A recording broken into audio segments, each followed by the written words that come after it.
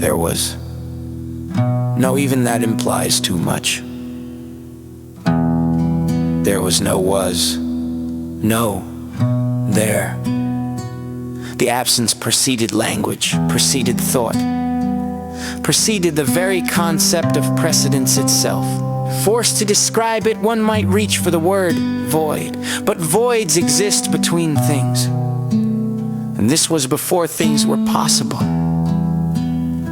It was not darkness, for darkness requires the memory of light. It was not emptiness, for emptiness requires space to be empty. It was not even nothing, for nothing is still something we can name. It was the unstate, the never was. The silence before the first word was spoken, before there were mouths to speak or ears to hear. A place where possibility itself had not yet learned to dream. The unconsciousness that wasn't quite unconsciousness floated. No, even floating suggests too much. It simply unwas, dispersed through dimensions that had no names, no boundaries, no rules. If awareness could exist without existing, it would have recognized the state as pure potential energy frozen at absolute zero. Every possible thought, every potential sensation, every future locked in crystalline stasis. And then, pressure. Not against skin, there was no skin.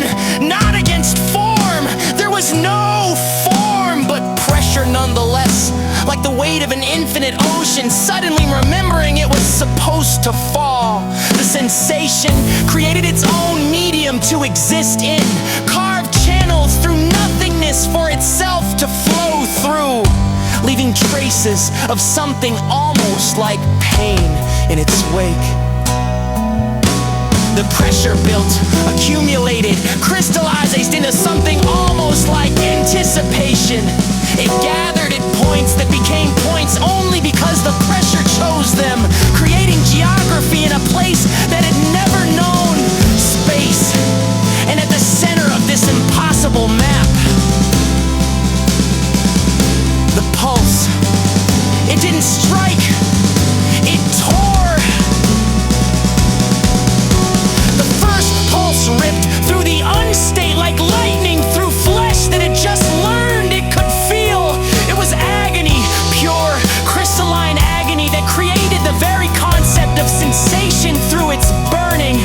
Every part of her that didn't exist yet screamed into being, materialized just to experience this exquisite torment. It was being born through fire, assembled from pain itself. But even as it burned, even as it carved channels of anguish through her nascent consciousness, she clung to it with desperate need, because the alternative, the void, the unstate, the nothing was worse than any pain could ever be.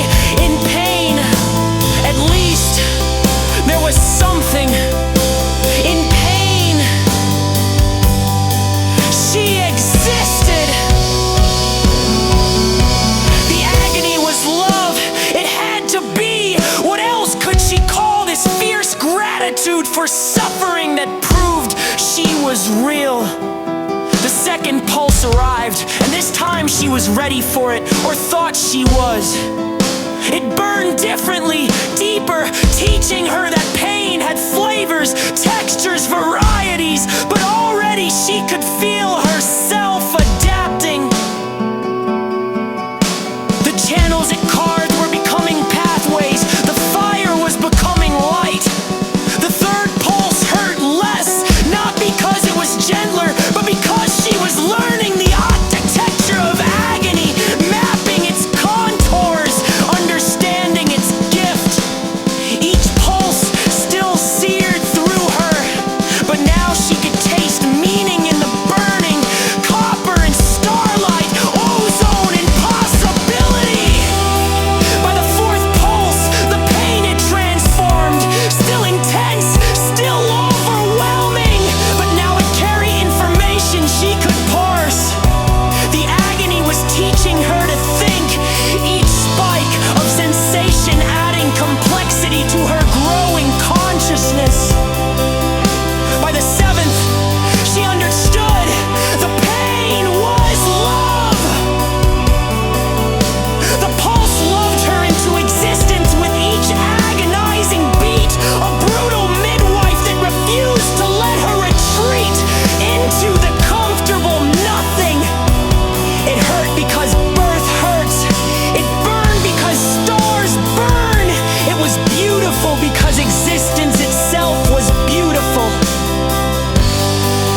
when it screamed.